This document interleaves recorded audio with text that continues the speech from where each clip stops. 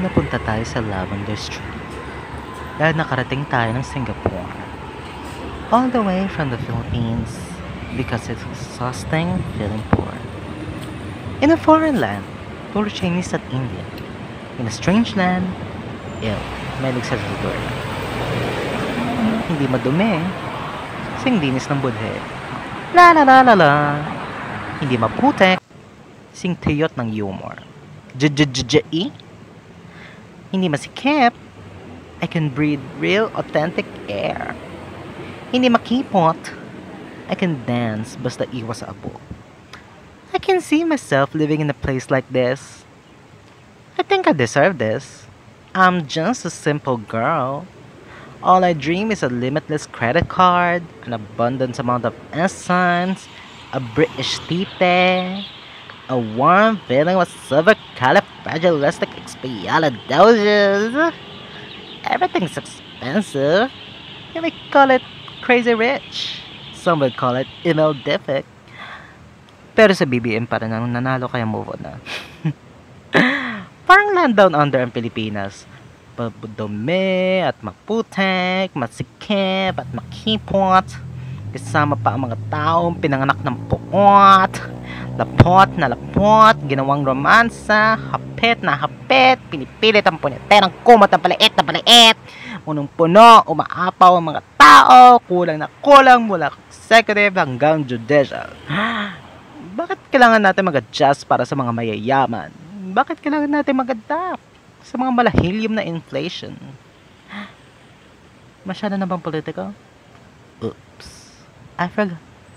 Comedy pala ito. Dapat slapstick at punchline song. Dapat usapang sexual na may halong kalokohan.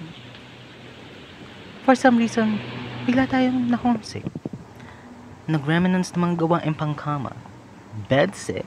Uminom ng kape, pampakalma. Tongue twist, dinilaan ang bawat isa. Naalala ko pa ang una natin pagkikita. Naglaway ako, Farmer Lion. Ang kagupuhan mo ay undeniable, unforgettable, untouchable, unstealable. Ang iyong mga matay maamo. Gusto kita pakainin ng dog food. Ang iyong mga labi malambot. Tila may gatas pang hindi na simot. Naalala ko pa ang una nating pagtalik. Ang iyong mga matatamis na halik mula ibaba hanggang itaas. Parang sightseeing sa Marina Bay Sands. Ginawa nating sentosa ang kwarto mo.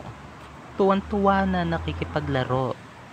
Parang araw, tirek na tirek ang aking mga mata. Buong gabi, akong naghahabol ng hininga. Sa sobrang init ng paligid, sabi mo, let's have a quickie. Over there, sa likod ng bushes with pretty flowers of pink. But according to section 377A, no gay sex la! Indoors or outdoors la! La la la la la! La la la la! Bakit ba nila? Tanong mo, Eh di mo kinuod sila. paglakdara mo, kaya pinunit mo ang jumper ko.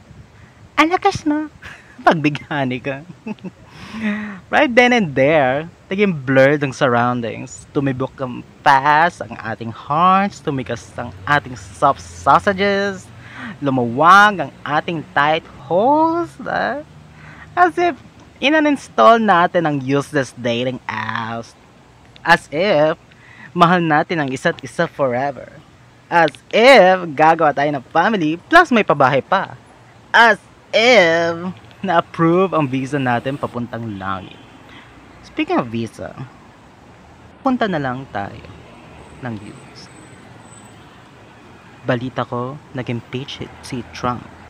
Ivanka.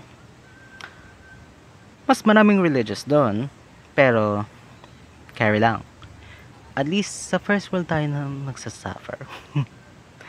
Ika nga nila, pag binato ka ng bato, batoy mo ng amag para gawing pudding.